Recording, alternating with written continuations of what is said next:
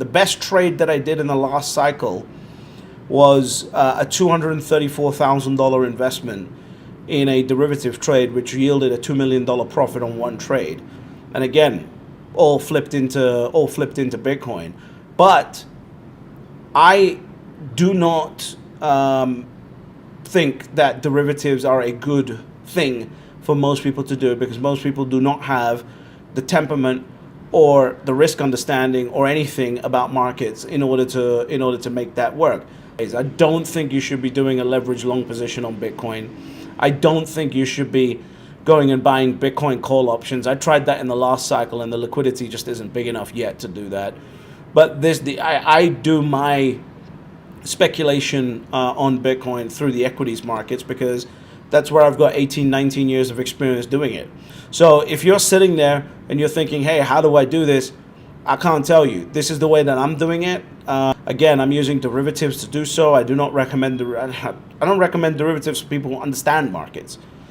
Derivatives are a highly speculative yet highly profitable and high risk situation. Speculation, I believe, is a right of the rich, because you have to, and a lot of people are going to hate that. I know you're going to hate that, but speculation is a right of the rich. If you're poor, you finally have a savings technology. You finally have something that you can actually hold, and you can take care of for your future, for your children, for your progeny going forward.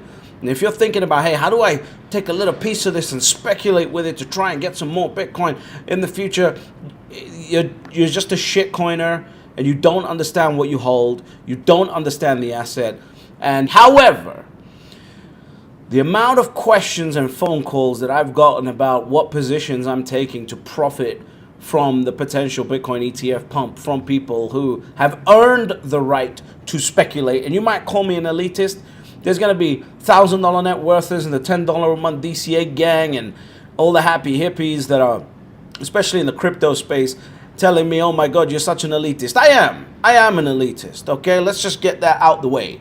So I'm British at the end of the day. So listen, if you are at the point where you have earned the right to speculate, and I can't dictate what that means to you, it's up to you whether you have earned the right to speculate or not in your portfolio, in your wealth gathering and everything else. If you're the type of stupid person who is going to see a report come out which dumped the price of Bitcoin by 9%, because some moron decided to say, hey, we think that the ETFs are all going to get denied, which then the Bloomberg guys, who have arguably the most insight out of any analysts, came out and said, we just don't agree with anything that this report says, and the price basically pumped back up. If you are someone that fell for that, you really should be stepping away. You should buy your Bitcoin, put it in cold storage, and step away from the market, because you are a threat to your future. You are a threat to your progeny. You are a threat to the people that depend on you. You have no control over your emotions. You don't understand how markets work. You don't understand how market manipulation works, and you should just stop.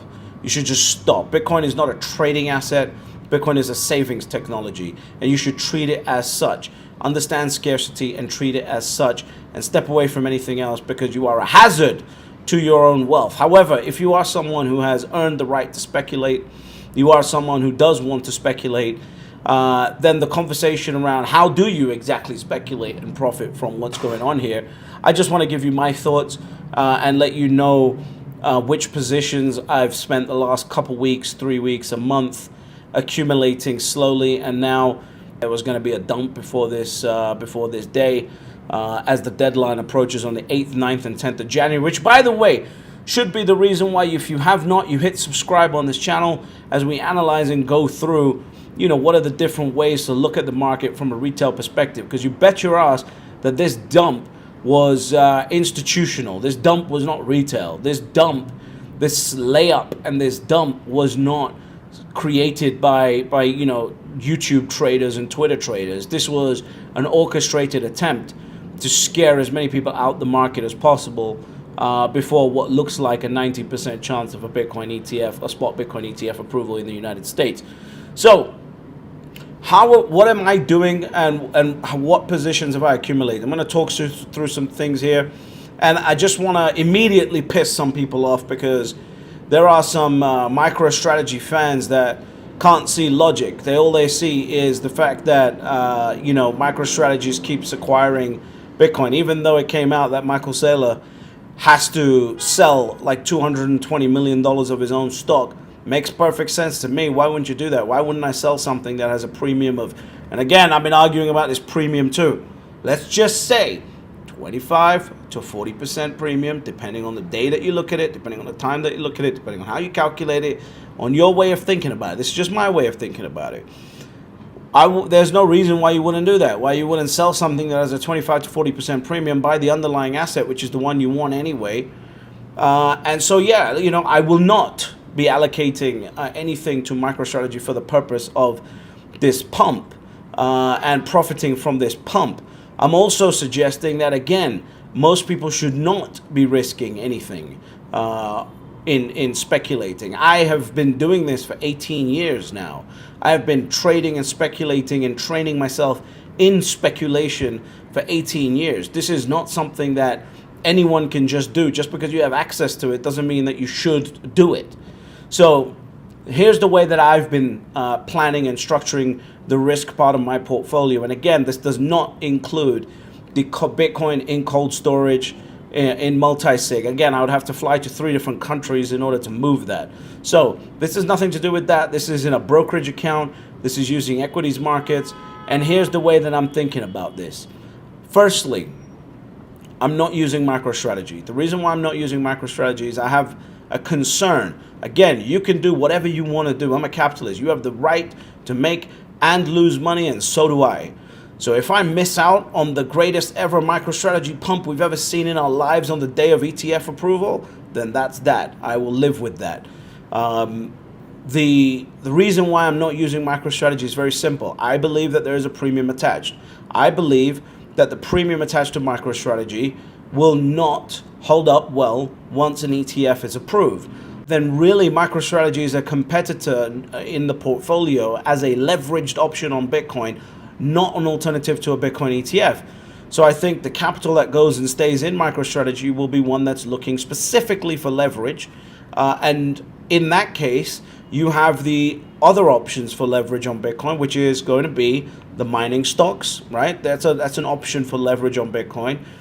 You're also going to have derivatives on top of the Bitcoin ETF. And right now, you've got the Bitcoin futures contract. So if you've got all of those options for leverage, which you didn't have before, because now it's clear that MicroStrategy is not a Bitcoin ETF alternative, I don't know how well it's going to hold up, and therefore I don't want to take that risk with my money, right? You can, of course, I'll say it again for all the MicroStrategy fans, do whatever the fuck you want to do. I don't care. But here's how I'm doing it. I've been accumulating positions in Mara. I've been accumulating positions in Riot. I've been accumulating positions in Bitfarms. I've been accumulating positions in BITO as well. BITO is the futures ETF.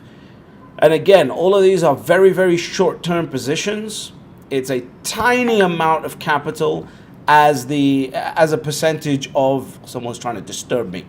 It's a tiny amount of capital as a percentage of the overall portfolio. When I say tiny, I mean like low single-digit percentages of capital. It is just designed for a little bit of spike to celebrate, because this is what speculators do.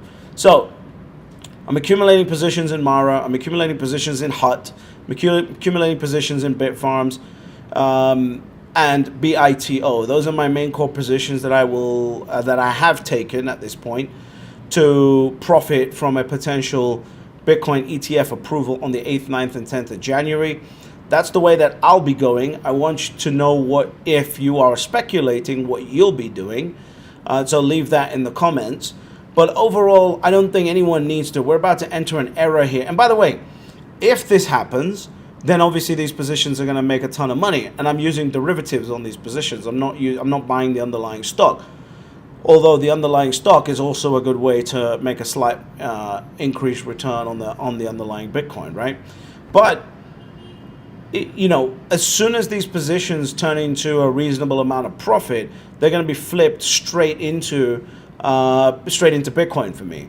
So ultimately, if you're sitting there and you're not a speculator and you're not someone who's used to speculating in the markets, the best thing you can do is just buy Bitcoin, right? That's the best thing that most people can do, because here's the alternative that happens.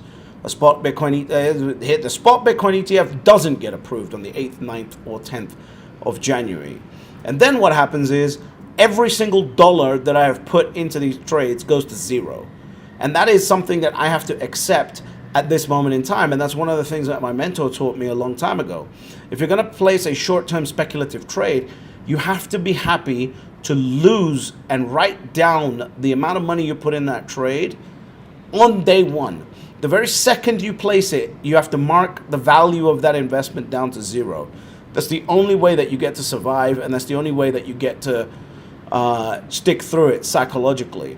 So that's what I do. Anytime I place a speculative trade, I'm just, the question I ask myself is, hey, am I happy to mark this amount of cash down to zero? And if I'm not, then I don't place the trade. And on this one, I am, because I'm confident that we're going to get the spot Bitcoin ETF approval, and I think there will be a short-term spike. We may be followed by a dump in the price, but these positions will be closed out long before then. I have my profit numbers that I place, automatic closing orders on, so it's all taken care of basically from that perspective. But again, I know there's going to be a lot of people wondering, hey, what is the best way to speculate from this? And I didn't want, I just wanted I wanted to share how I'm going to be doing it. However, if you are looking to speculate a little bit, the worst thing I want to see is for people to dump into, different things like a leverage long position on a shitcoin exchange, and then get absolutely screwed because there's a dip hours before.